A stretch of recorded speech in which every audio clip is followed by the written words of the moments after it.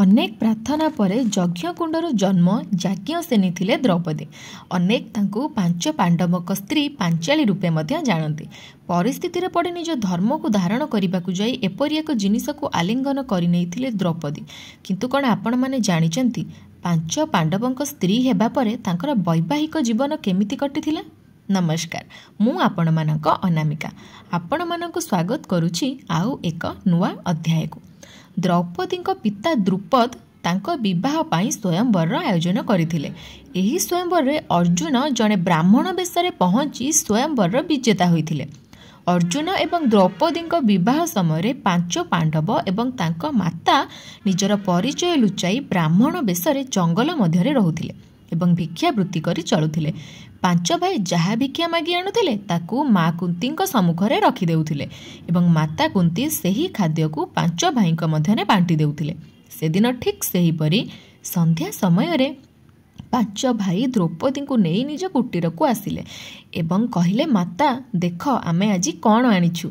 माता कुंती सेही समय पछकु न देखी जहाँ भी आनिच पांच जनक मध्य बांटी दियो बोली कहिदेले। मातार प्रत्येक कथा को मानिबा तांको पाई थिला धर्म। पछकु बुली द्रौपदी को देखी माता कुंती निजर भूल बुझी पारिले। सेपटे राजा द्रुपद एसबु जानिबा परे द्रौपदी को निज सह फेरई नेबा पई जिद्दी करि बसिले। एही समय महर्षि वेदव्यास सेठारे पहुंची राजा द्रुपद को कहिले पूर्व जन्म रे द्रौपदी महादेव को ठारू एपरी वरदान पाइथिले एवं स्वयं महादेव को कथा केबे व्यर्थ भी तो जाए नहीं ना। महर्षि व्यासंक बुझाइबा परे राजा द्रुपद एही प्रस्ताव रे राजी होइथिले। एहा परे द्रौपदी विवाह पांडव मानक मध्यरे ज्येष्ठ युधिष्ठिर सहित होइथिला एवं सेही रात्रि रे द्रौपदी युधिष्ठिर सह निजर पत्नी धर्मर पालन करथिले।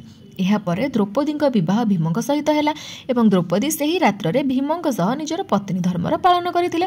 एहा परे एही परि भाबरे द्रौपदी अर्जुन नकुल एवं सहदेवक सह विवाह करी निजर पत्नी धर्मर पालन करथिले।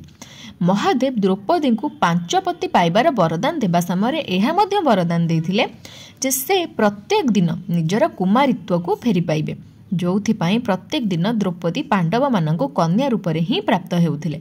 किंतु संतान प्राप्ति निमंते श्रीकृष्ण प्रस्ताव रखिले कि द्रौपदी प्रत्येक वर्ष केवल जणे पांडवक सह निजर वैवाहिक जीवन अतिबाहित करिवे एवं से जेते बेले जणे पांडवक सह निजर वैवाहिक जीवन अतिबाहित करिवे सेही समय अन्य केही भी पांडव सेही कक्ष मध्य को प्रवेश करिवे नाही गोटे वर्ष पाई।